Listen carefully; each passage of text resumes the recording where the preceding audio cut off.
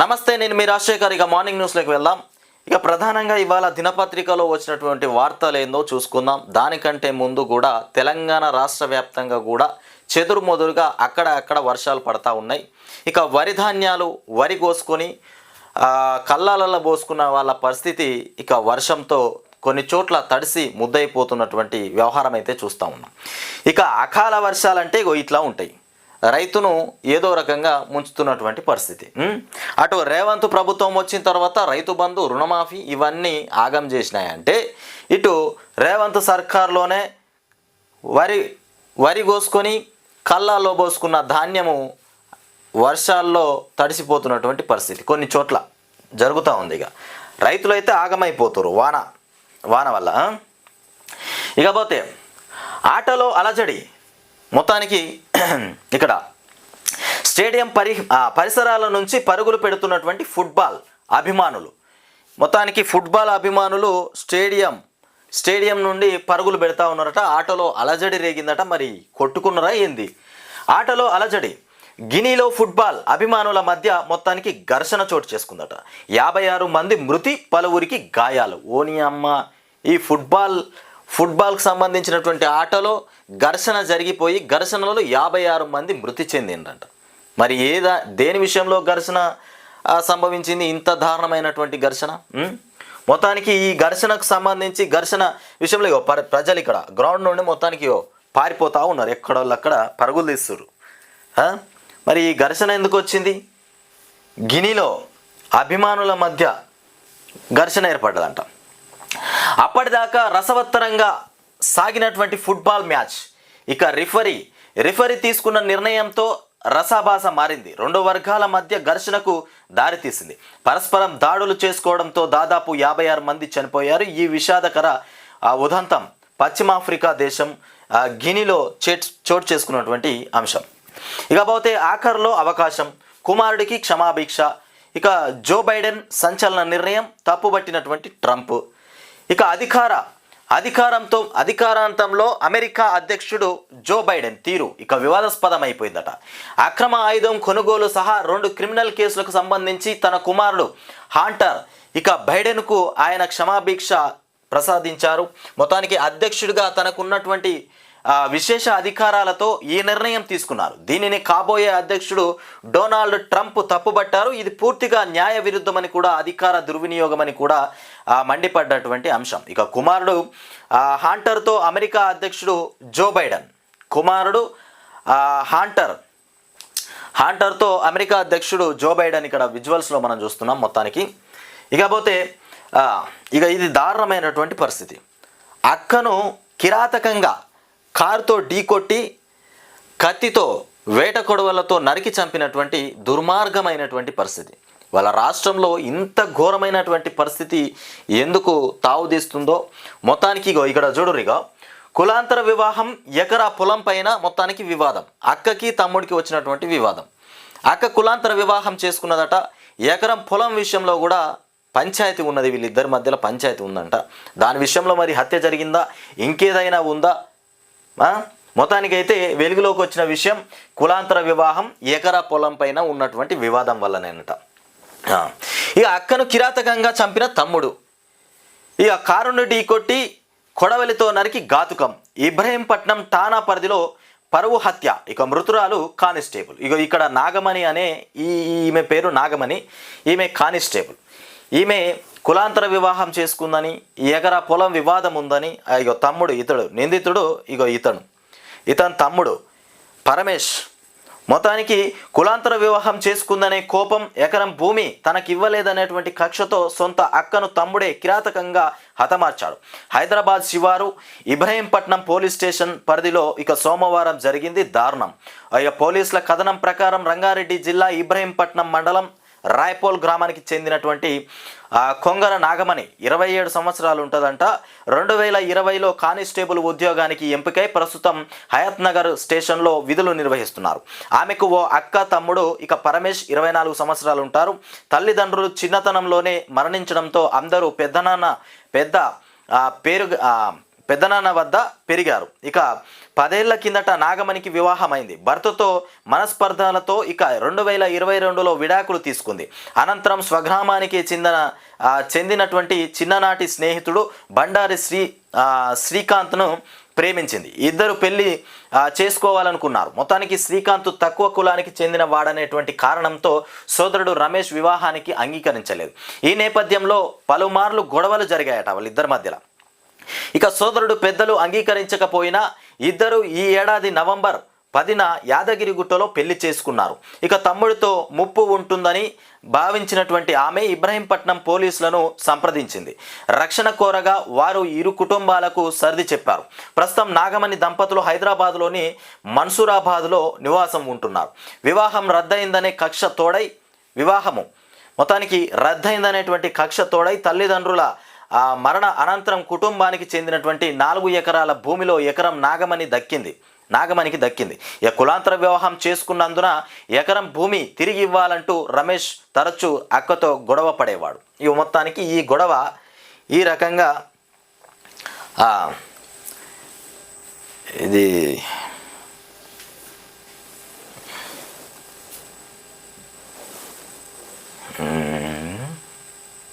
సరే మొత్తానికి ఇట్లా నాగమణి పైన హత్య తమ్ముడే చేసినటువంటి పరిస్థితి. మొత్తానికి వేట కొడవలతో కారుతో ఢీకొట్టి చంపిండంట. ఇక ప్రభుత్వాన్ని బద్నం చేసే వారికి ప్రజలే బుద్ధి చెప్పాలి అంటూ ముఖ్యమంత్రి రేవంత్ రెడ్డి చెప్తుండు. మరి ప్రభుత్వాన్ని మూటగట్టుకొని ఏకమైపోయి ప్రభుత్వాన్ని బదనం చేసే ప్రయత్నం చేస్తున్నారట కొంతమంది. వాళ్లకు ప్రజలే బుద్ధి చెప్పాలన్నట. మరి ఎక్కడ బద్నాం జరుగుతుంది? ప్రభుత్వము కంకణం కట్టుకొని ప్రభుత్వాన్ని బద్నాం చేయాలని ఎవరు ముందుకు వస్తున్నారు? నువ్వు ఇచ్చిన గ్యారెంటీలు అమలు చేస్తే, ఇచ్చిన మాట తప్పకుండా నెరవేర్చే విధంగా ముందుకు పోతే నిన్ను ప్రజలే నెత్తిలో ఎత్తుకొని ఊరేగుతారు. అవి పక్కన పెట్టి ప్రతిపక్ష పోళ్ళు బద్నాం చేస్తుర్రు. ప్రతిపక్ష పోళ్ళు మమ్మల్ని ఎక్కడ పడితే అక్కడ నిలదీస్తుర్రు. మా ప్రభుత్వం పని చేయలేదన్నట్టుగా మాట్లాడుతురంటే మీరు సక్రమంగా పనిచేసిన తర్వాత ప్రతిపక్ష పోళ్ళు అసలు నోరే తెరవరు. వాళ్ళకి ఆ నోరు తెరవాల్సిన అవసరం కూడా లేదు. ఇగో ఇది ఎక్కడో జెండా ఊపిండా రేవంత్ రెడ్డి. ఏది ప్రజాపాలన విజయోత్సవాల్లో భాగంగా సోమవారం హైదరాబాద్ నెక్లెస్ రోడ్డులో అంబులెన్స్లను ప్రారంభిస్తున్న సీఎం రేవంత్ రెడ్డి. ఇక చిత్రంలో దానం నాగేందర్, బట్టి విక్రమార్క, దామోదర్, రాజనరసింహ, షబీర్ అలీ, పొన్నం ప్రభాకర్, కేశవరావు, పొన్నం ప్రభాకర్ కూడా ఉన్నారు. ఇక్కడ మొత్తానికి మొత్తం మంత్రులందరూ ఉన్నారు. ఇక్కడ దానం నాగేందర్ ఉన్నాడు, బట్టి విక్రమార్క ఉన్నాడు, రాజనరసింహ ఉన్నాడు, షబ్బీర్ అలీ, పొన్నం ప్రభాకర్. మొత్తానికి అంబులెన్స్ను జెండా ఊపి ప్రారంభిస్తున్నటువంటి విజువల్స్ ఇది. ఇక విద్యా వైద్య రంగాలకే మా మొదటి ప్రాధాన్యం. ఇక ఈ ప్రభుత్వం యొక్క ప్రాధాన్యం అంట విద్యకు వైద్య రంగానికి వాళ్ళు ఇస్తున్నటువంటి మొదటి ప్రాధాన్యం అట. మరి రాష్ట్రంలో ఇవాళ ప్రభుత్వ ఆసుపత్రికి పోయి ఏదైనా చికిత్స చేయించుకుందామంటే భయపడుతున్నటువంటి రాష్ట్ర ప్రజలు. చెప్పడమేమో ఇగో ఈ విధంగా ఉన్నది. ఏం చెప్తారు? మొదటి ప్రాధాన్యతనంట విద్యకి వైద్యానికి ఇస్తున్నామని చెప్తారు. మరి ఇది ఎంతవరకు నిజం? ఇక ఉద్యోగాల భర్తీలో దేశంలోనే రికార్డు సృష్టించాం. పబ్లిక్ సర్వీస్ కమిషన్ ప్రక్షాళన మా పనితీరుకు ఇక గీటు రాయట. వైద్య ఆరోగ్య శాఖ విజయోత్సవ సభలో రేవంత్ రెడ్డి మాట్లాడుతున్నటువంటి అంశాలుగా. ఇకపోతే కాంగ్రెస్ ప్రభుత్వం ఏర్పడిన 10 నెలల్లోనే అద్భుతాలేమీ చేయలేదంటూ భాజపా బారాసలు బద్నాం చేస్తున్నాయని ముఖ్యమంత్రి రేవంత్ రెడ్డి మండిపడ్డారు. కేంద్రంలో 10 ఏళ్లు పాలించి మూడోసారి కుర్చీలో కూర్చున్నటువంటి మోదీతో పాటు రాష్ట్రాన్ని 10 ఏళ్లు పాలించిన కేసీఆర్, అట్లాగే రాష్ట్రాన్ని 10 ఏళ్లు పాలించిన కేసీఆర్ కూడా రైతులకు చేసిందేమీ లేదని అలాంటి వారు ఇప్పుడు కాంగ్రెస్ సర్కారు పైన చేస్తున్న విష ప్రచారాన్ని తిప్పికొట్టాలని ప్రజలకు పిలుపునిచ్చారని ఇక సోమవారం హైదరాబాదు నెక్లెస్ రోడ్డులోని హెచ్ఎండిఏ మైదానంలో నిర్వహించినటువంటి వైద్య ఆరోగ్య శాఖ ప్రజాపాలన విజయోత్సవాల్లో ఉప ముఖ్యమంత్రి బట్టి విక్రమార్క మాట్లాడుతున్నటువంటి మాటలు ఇట్లా ఉన్నాయి. అన్ని దొంగ మాటలు, అబద్ధపు మాటలు. ఇకపోతే వరి వేస్తే ఉరి వేసుకున్నట్లేనని గత పాలకులు చెప్పారు. తెలంగాణ ఇక సన్నాలు ఇక పండిస్తే బోనస్ ఇస్తామని చెప్పా. ఈ వానాకాలం 1.53 కోట్ల టన్నుల ధాన్యం పండింది. ఇక కొనుగోలు చేసినటువంటి 5 రోజుల్లోనే ఖాతాల్లో బోనస్ డబ్బులు వేస్తున్నాం. రైతు బంధు ఇస్తే భూమి ఉన్న వారికే పోతుంది. ఇక సన్నధాన్యం పండించడంతో ఎకరాకి 15,000 బోనస్ ఎకరాకి 15,000 బోనస్ వచ్చింది అని కూడా ఈ మధ్య నాతో ఓ మహిళ కౌలు రైతు తెలిపారు. అలా చెబుతుంటే నాకు బిర్యానీ అన్నం తిన్నంత బరాబరి ఉన్నది. ఎకరాలోనంట పొలం వేసుకుంటే సన్న బియ్యానికి బోనసే 15,000 రూపాయలు వచ్చినాయంట. ఓ మహిళ చెప్పిందట ముఖ్యమంత్రి రేవంత్ రెడ్డికి. రేవంత్ రెడ్డికి ఆ ముచ్చట చెప్పగానే బిర్యానీతో అన్నం తిన్నట్టు అనిపించిందట. మరి ఇక రైతు బంధు కట్ చేస్తామని చెప్తుండే, ఇంకేంది ఇక అర్థమైపోయింది. రైతు బంధు ఇప్పటి నుండి ఉండదు, ఇక బోనసే ఇస్తామన్నట్టు. సరే బోనసే, అరే వరి పంట వేసిన వాళ్ళకే బోనస్, మరి పొలం లేని వాళ్ళకు, వాటర్ ఫెసిలిటీ లేని వాళ్ళకు, మరి వాళ్ళకు రైతు బంధు ఎట్లా? ఇక వేస్తావా ఇవ్వవా? మరి వాళ్ళు వరి పెట్టరు, పొలాలు నాట్లేయరు, మరి వాళ్ళ పరిస్థితి ఏంది? టమాటా పెట్టుకుంటారు, మిర్చి పెట్టుకుంటారు, మక్క పెట్టుకుంటారు, ఇంకేదన్నా తోట పెట్టుకుంటారు, మరి వాళ్ళకి బోనస్ రాదు, రైతు బంధు రాదు, మరి ఎట్లా? ఇక ఒక ఎస్ఐ తుపాకీతో కాల్చుకొని వాజేడు ఎస్ఐ ఆత్మహత్య చేసుకున్నాడంట. ఇది మరీ దారుణం. నలుగురికి బుద్ధి చెప్పాల్సినటువంటి ఒక ఎస్ఐ 10 మందికైనా ఎంతమందికైనా ధైర్యం ఇచ్చేటువంటి ఒక ఎస్ఐ ఆత్మహత్యకు పాల్పడ్డాడు. తన తుపాకీతో తను కాల్చుకొనే చనిపోయిందంట.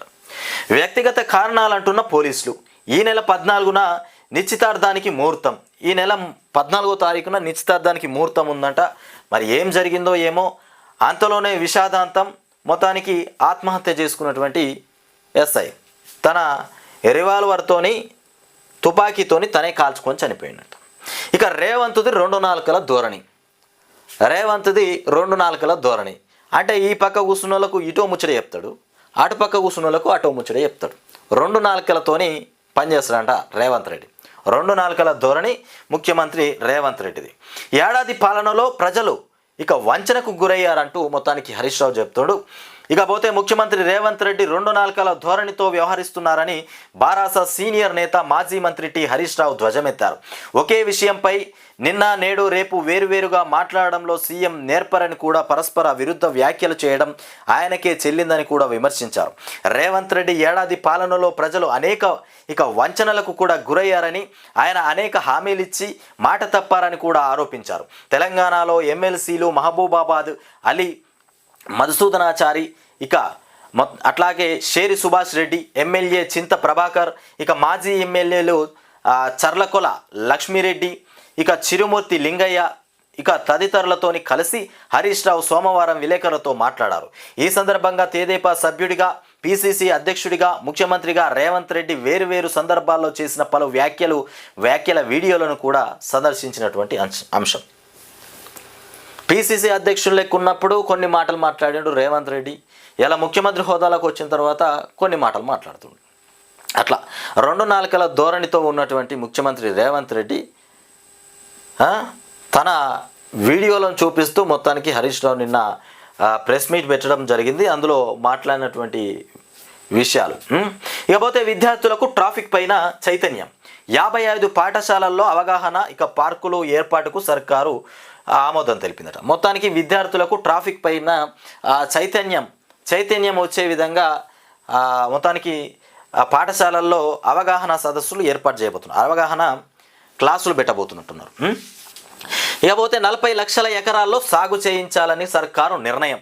40 లక్షల ఎకరాల్లో సాగు చేయించాలని సర్కారు నిర్ణయం తీసుకుంటుందట. మొత్తం 75.32 లక్షల ఎకరాల్లో 75.32 లక్షల ఎకరాల్లో వివిధ పంటల సేద్యానికి ప్రణాళికలు కూడా చేయబోతున్నామని చెప్తారు. మొత్తానికి 75,32,000 అన్నట్టు. ఆ ఎకరాల్లో వివిధ పంటల సేద్యానికి కూడా ప్రణాళిక చేయబోతున్నారట. ఇకపోతే పార్లమెంటులో వీడనున్నటువంటి పార్లమెంట్లో వీడనున్నటువంటి ప్రతిష్టంభన, రాజ్యాంగం పైన 2 రోజుల చర్చకు అంగీకారం. పార్టీల నేతలతో స్పీకర్ భేటీలో నిర్ణయం. మొత్తానికి ఇకపోతే మృత్యువై వచ్చినటువంటి లారీ, ఇక ఇక్కడ చూడు లారీ వచ్చేసిందట, మృత్యు లెక్క వచ్చేసి మొత్తం మీద ఢీ కొట్టి ప్రాణాలు కోల్పోయారా. మరి రోడ్డు పక్కన కూరగాయలు అమ్మేవారి పైన దూసుకెళ్ళి బీభత్సం సృష్టించారు. రోడ్డు పైన అక్కడ కూరగాయలు అమ్ముకునే వారిపైకి లారీ దూసుకెళ్ళి మొత్తానికి బీభత్సాన్ని సృష్టించిందంట. ఇక 10కి పైగా దుకాణాలు తొక్కుకుంటూ వెళ్ళి చెట్టును ఢీకొట్టి ఆగినటువంటి వైనం, 4 దుర్మరణం. ఇక ప్రాణాపాయ స్థితిలో మరో 5 మొత్తానికి రంగారెడ్డి జిల్లా చేవెళ్లలో ఘోరమట. ఇక ప్రమాదంలో చెట్టును ఢీకొని నుజ్జైపోయినటువంటి లారీ ఇక ముందు భాగం మొత్తానికి ఇది పరిస్థితి. మొత్తానికి లారీ మొత్తం నుజ్జైపోయిందట. ఇక మే 18న జేఈఈ అడ్వాన్స్డ్ ఇక ఐఐటీలో బీటెక్ ఇక సీట్ల భర్తీకి నిర్వహించేటువంటి జేఈఈ అడ్వాన్స్డ్ 2025ను మే 18వ తేదీన నిర్వహించనున్నారు. ఈ మేరకు ఐఐటి కాన్పూర్ సోమవారం వెల్లడించింది. ఇక జేఈఈ మెయిన్లో కనీస స్కోర్ సాధించినటువంటి 2.50 లక్షల మందికి మాత్రమే అడ్వాన్స్డ్ పరీక్ష రాయడానికి అవకాశం ఉంటుంది. దేశవ్యాప్తంగా 23 ఐఐటీల్లో ప్రస్తుత విద్యా సంవత్సరం 17,695 బీటెక్ బ్యాచిలర్ ఆఫ్ సైన్స్ ఇక బిఎస్ సీట్లు అందుబాటులో ఉన్నాయి. వచ్చే విద్యా సంవత్సరం 2025-26లో మరికొన్ని సీట్లు పెరిగే అవకాశం కూడా ఉందని చెప్తున్నటువంటి అంశం. ఇది ఎట్లా ఉంటే మన వెలుగు దినపత్రిక అందాల బొమ్మ కూడా మోసుకొచ్చినటువంటి వార్తలు ఏందో చూద్దాం. ఇకపోతే ఇక ఫుట్బాల్ మ్యాచ్లో మొత్తానికి గొడవ. ఇది ఆఫ్రికా దేశంలో గనియాలో జరిగినటువంటి ఘటన. ఇక కొడుకు అప్పులకు తండ్రి బలైపోయినట. ఇదే ఒక దారుణమైనటువంటి పరిస్థితి. కొడుకు చేసినటువంటి అప్పుల కోసం తండ్రి బలైపోయింట. వ్యాపారం కోసము 2.20 కోట్లు అప్పు చేసిన కొడుకు తిరిగి చెల్లించాలని అప్పులోళ్ళ వేధింపులు. ఇక మనస్తాపంతో ఆత్మహత్య చేసుకున్న తండ్రి. ఇది ఖమ్మం టౌన్లో జరిగినటువంటి ఘటన. కొడుకు చేసిన అప్పులు తండ్రి మీదకి వచ్చినాయంట. తండ్రిని కట్టాలని తండ్రి మీదకి వచ్చేస్తే అప్పుల బాధ భరించలేక తండ్రి బలైపోయిండు, ఆత్మహత్య చేసుకున్నాడట. ఇక మావోయిస్టుల డెడ్ బాడీలను భద్రపరచండి. ములుగు జిల్లాలో జరిగినటువంటి ఎన్కౌంటర్లోని 7 మావోయిస్టుల మృతదేహాలను మంగళవారం వరకు భద్రపరచాలని ఇక పోలీసులను హైకోర్టు ఆదేశించింది. మృతదేహాలను చూసేందుకు కూడా పిటిషనర్ ఇక బంధువులను అనుమతించాలని కూడా ఆదేశాలు జారీ చేసింది. మొత్తానికి ఇకపోతే ఢిల్లీ మార్చ్ వాయిదా. యూపీలోని నోయిడా, గ్రేటర్ నోయిడా, ఇతర జిల్లాల రైతులు చేపట్టినటువంటి ఢిల్లీ మార్చ్ వారం పాటు వాయిదా పడింది. ఇక డిమాండ్లను నెరవేర్చేందుకు కూడా అధికారులు వారం రోజుల గడువు కోరగా రైతులు అంగీకరించారు. ఈ వారం రోజులు దళితుల ప్రేరణ ఇక స్థల్లో మొత్తానికి వేచి చూస్తామని కూడా తెలిపినటువంటి అంశం. ఇకపోతే మహా సీఎం పైన రేపు క్లారిటీ రాబోతుందట. మొత్తానికి మహా సీఎం ఎవరు అనేది రేపు క్లారిటీ రాబోతుంది. మహారాష్ట్ర సీఎం ఎవరో బుధవారం తేలిపోనుంది. అదే రోజు బీజేపీ శాసనసభ పక్ష సమావేశం జరగనుంది. ఇక మీటింగ్ తర్వాత పార్టీ శాసనసభ పక్ష నేతను ఇక బీజేపీ ప్రకటించనుంది. ఇక కొత్త సీఎం 5వ ప్రమాణం చేయనున్నారు. మొత్తానికి కొత్త సీఎం ఎవరు అనేది ఇక ఈ 2-3 రోజులలో బయటకు వస్తుందంట. రిక్రూట్మెంట్లో మాది రికార్డ్ అని చెప్తున్నటువంటి రేవంత్ రెడ్డికి ఈ ఏడాదిలో 50,000 ఉద్యోగాలు భర్తీ చేసినటువంటి రేవంత్ రెడ్డి అట. ఇక నియామకాలపై కుట్రలు చేసినా నేను వెనక్కి తగ్గ అని చెప్తుండు. ఎంతమంది ఎన్ని నియామకాలపైన కుట్రలు చేసినా నేను వెనకకి తగ్గ. ఈ 50,000 ఉద్యోగాలు ఇవన్నీ గతంలో కేసీఆర్ భర్తీ చేసినట్ట. కేసీఆర్ ఉన్నప్పుడే ఖాళీలన్నీ వెతికిరు. నోటిఫికేషన్ వేద్దాం అనుకునే లోపే ఎలక్షన్స్ వచ్చేసినాయి. ఆ ఖాళీలన్నీ ఇవాళ పూరించాలని మన రేవంత్ రెడ్డి సర్కార్ వచ్చిన తర్వాత ఆ ఖాళీలను పూరించే ప్రయత్నంలో పడ్డాడు. వీటన్నింటికి నివేదిక ఇవి వేయాలి, ఈ ఉద్యోగాలన్నీ ఖాళీ ఉన్నాయని గతంలో కేసీఆర్ ప్రభుత్వంలోనే మొత్తానికి రికార్డు మొత్తానికి కేసీఆర్ ప్రభుత్వంలోనే వెలుగులోకి వచ్చినాయి ఇవన్నీ. ఇకపోతే పరీక్షలు వాయిదా పడితే నిరుద్యోగుల బాధ ఎట్లుంటుందో నాకు తెలుసు. ఉద్యోగాలు వస్తాయని తెలంగాణ తెచ్చుకుంటే గత సర్కారు పట్టించుకోలే. ఇక ప్రజాప్రభుత్వం భర్తీ చేస్తుంటే అడ్డుకోవాలని కొందరు ప్రయత్నిస్తుండ్రు. రుణమాఫీతో ఇక రైతులు ఖాతాలు గలగల, బీఆర్ఎస్ గుండెల్లో పిడుగులు. ఇక 10 ఏళ్ళు మనమే ఉంటాం, సన్నవడ్లు పండించండి, బోనస్ ఇస్తాం. దేశంలోనే ఎక్కువ మంది డాక్టర్లు మన దగ్గర తయారు కావాలి. ఇక ఆరోగ్య ఉత్సవాల్లో ముఖ్యమంత్రి ప్రసంగం. అబ్బో, దేశంలోనే అధిక మంది డాక్టర్లు మన దగ్గర తయారు కావాలి. మరి మన దగ్గర తయారు కావాలంటే నువ్వు ఏం ఉద్ధరించి పెట్టినావు రేవంత్ రెడ్డి? జిల్లాకు మెడికల్ కాలేజీ కట్టింది కేసీఆర్. మరి కేసీఆర్ రాష్ట్రం నుండి డాక్టర్లు ఎంతోమంది రావాలి అని ఉత్సాహంతో చేసినటువంటి పని. ఆయన చేసిన పనికి ఇవాళ నువ్వు చెప్తావు ఈ రాష్ట్రం నుండే డాక్టర్లు ఎంతోమంది పుట్టుక రావాలని చెప్తున్నావు. ఇక సెక్రటేరియట్ చుట్టూ అది కేసీఆర్ పెట్టిండు. సెక్రటేరియట్ దగ్గర గేట్లు 2 చోట్ల గులగొట్టి పాడేసిండు. నేను 2 చోట్ల అవి ఎందుకు గులగొట్టిండా అంటే వాస్తు మంచిగా లేదంట. మరి అక్కడ నుండి ఎంట్రన్స్ తీసేసి ఇంకో పక్క పెట్టిండు. అవి అట్లా ఉన్నది.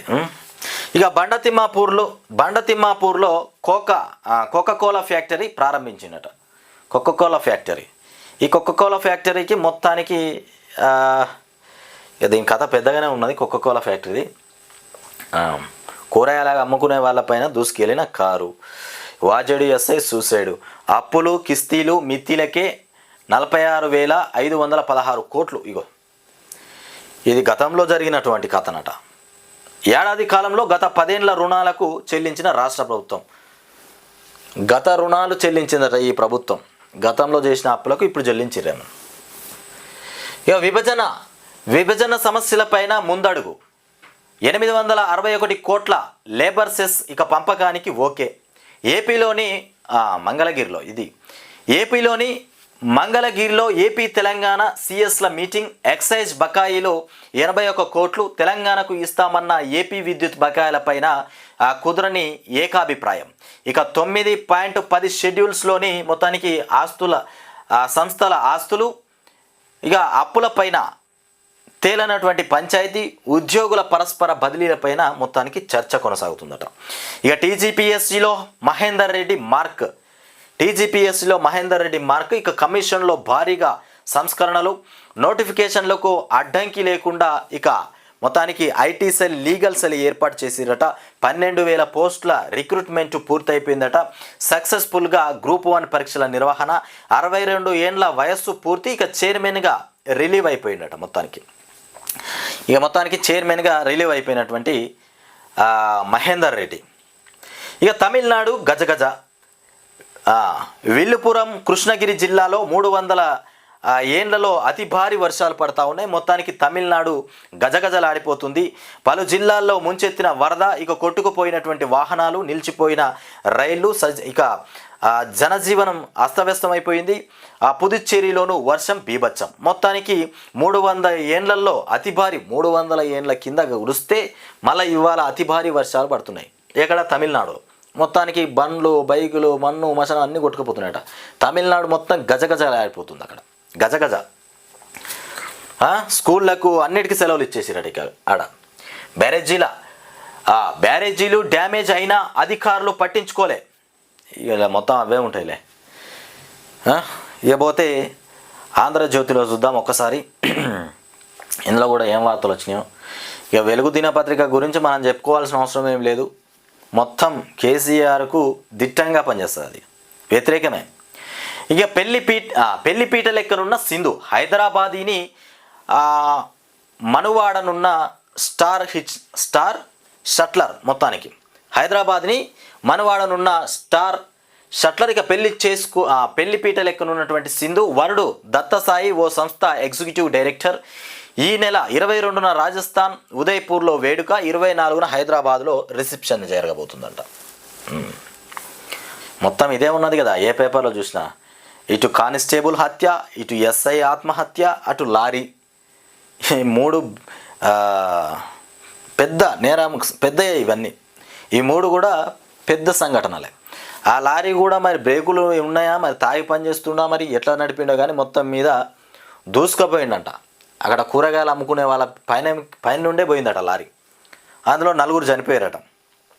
ఇకనేమో అక్కని చంపిన తమ్ముడు. అక్కడనేమో మరి కుటుంబ విషయాలా ఏం విషయాలో మరి ఒక ఎస్ఐ ఏకంగా తన తుపాకీతోని తను కాల్చుకొని చనిపోయిండు. ఇక లేబర్ సెస్ పంపకానికి ఓకే. విభజన వివాదం. సర్పంచ్ ఎన్నికలు సంక్రాంతి గంగిరెద్దుల్లా. ఇగో రేవంత్ రెడ్డి మళ్ళీ ఏందో మాట మాట్లాడిండి అయ్యా. సర్పంచ్ ఎన్నికలకు సంక్రాంతి గంగిరెద్దుల్లాగానట. మరి గంగిరెద్దుల్లాగా మరి ఎవరు పని చేస్తున్నారు, మరి ఎవరు ముందుకు వస్తారో చూడాలి. ఇక కొన్ని రాజకీయ పార్టీలు ఓట్ల కోసం వస్తున్నాయట. 10 సంవత్సరాల్లో ఏమీ చేయనటువంటి పార్టీలు 10 నెలల కాంగ్రెస్ ప్రభుత్వాన్ని బదనాం చేస్తున్నాయి. ఇక కర్రు కాల్చి వాత పెట్టాలి, విష ప్రచారం తిప్పికొట్టాలి.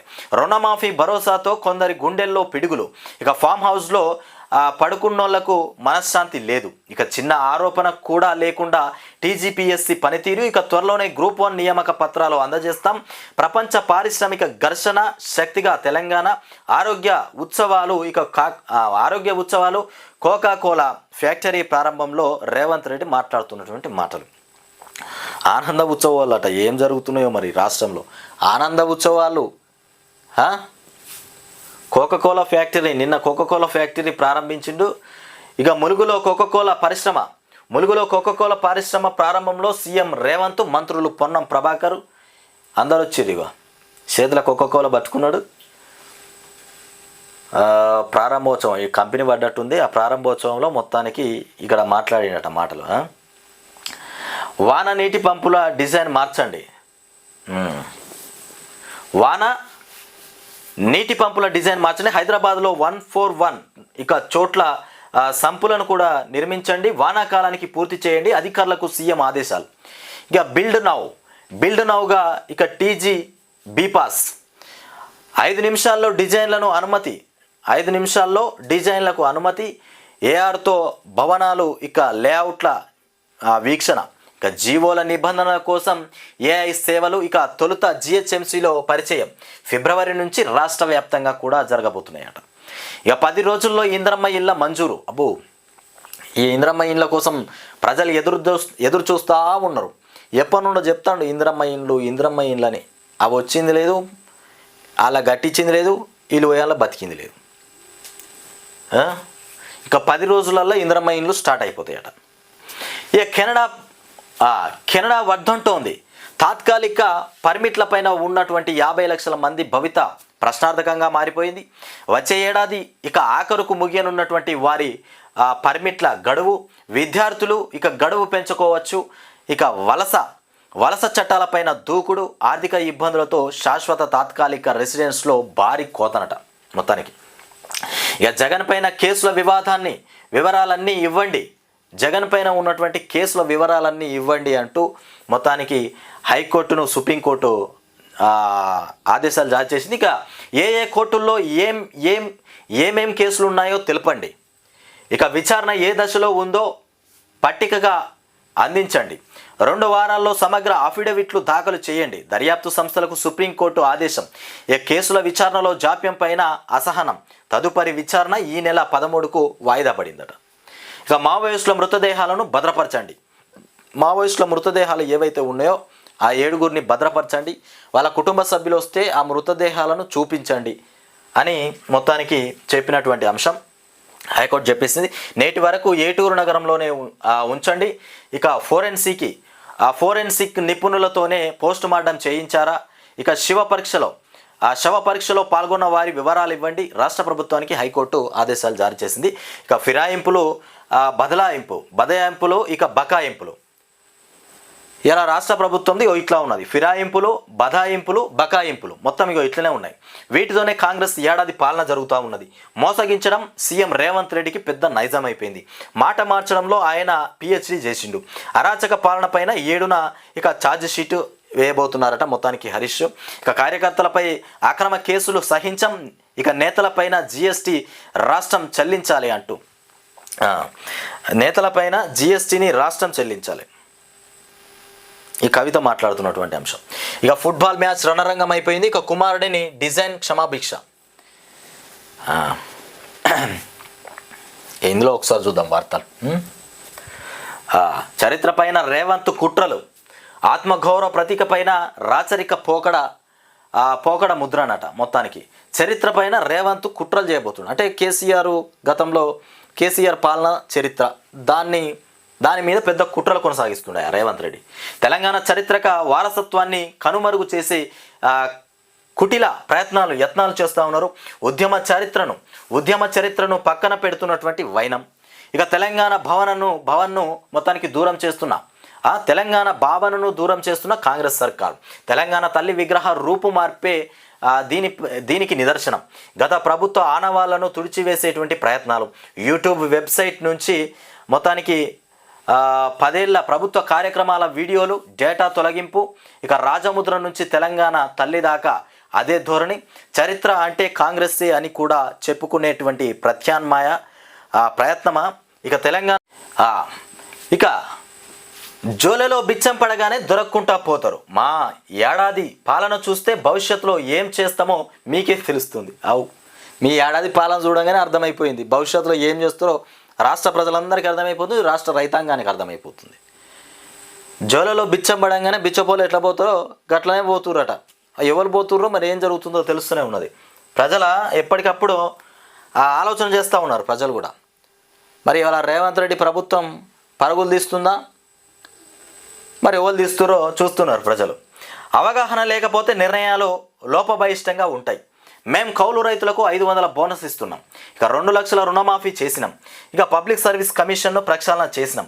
స్వతంత్ర భారతదేశంలో ఏడాదిలో మా లెక్క 50,000 కంటే ఎక్కువ ఉద్యోగాలు ఇక ఎవరు ఇయ్యలేదట. ఇక డిఎస్సి గ్రూప్స్ అభ్యర్థులవి కృత్రిమ ఆందోళనలు, ప్రభుత్వాన్ని బద్నాం చేసేటోళ్లకు కర్రుతో వాత పెట్టాలి. ఇక ఆరోగ్య ఉత్సవాల్లో ముఖ్యమంత్రి రేవంత్ రెడ్డి మాట్లాడుతుండు. ప్రభుత్వాన్ని ఎవరైతే బద్నాం చేస్తారో వాళ్ళను కర్రతోని కాల్చి వాతలు పెట్టాలన్నట. ఇక రేవంత్ 2 నాలుకల ధోరణి అది అందరికి అర్థమైపోయింది. సంక్రాంతికి భరోసా ఓట్ల కోసమే ఇక పంచాయతీ ఎన్నికలే టార్గెట్ సర్కారు ప్లాన్ చేస్తున్నట. స్థానిక ఎన్నికల విషయం మీదనే రేవంత్ రెడ్డి ఇప్పుడు ప్లానింగ్ చేస్తున్నటువంటి ప్లాన్లు.